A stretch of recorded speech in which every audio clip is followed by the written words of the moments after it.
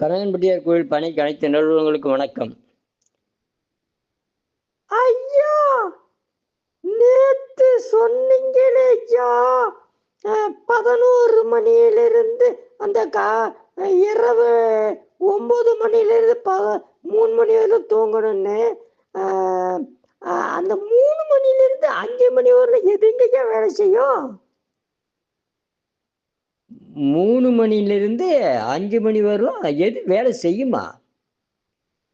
நுரையீரல் வேலை செய்யக்கூடிய நேரங்க அது. 3 மணிலிருந்து 5 மணி வரலாம். அந்த நேரத்தில் நீங்க என்ன செய்யணும் தெரியுங்களா? அதுதானே தெரியாது, அதானே உங்ககிட்ட வந்திருக்கோம். அப்படியா? அந்த 3 மணிலிருந்து 5 மணி வரலும் நம்ம நுரையீரல் வேலை செய்யக்கூடிய நேரம்.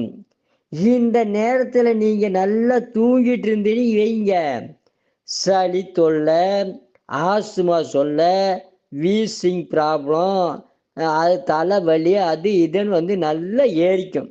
அதுக்கப்புறம் வாழ்நாள் ஃபுல்லாக கஷ்டப்படணும். இந்த கஷ்டப்படாமல் இருக்கணும்னா நீங்கள் 3 மணிக்கு எந்திரிச்சு 5 மணி வரலும் நல்ல காலை கடன்லாம் முடிச்சுட்டு அதுக்கப்புறம் பிராணாயாம பயிற்சி செய்யணும், யோக பயிற்சி செய்யணும்.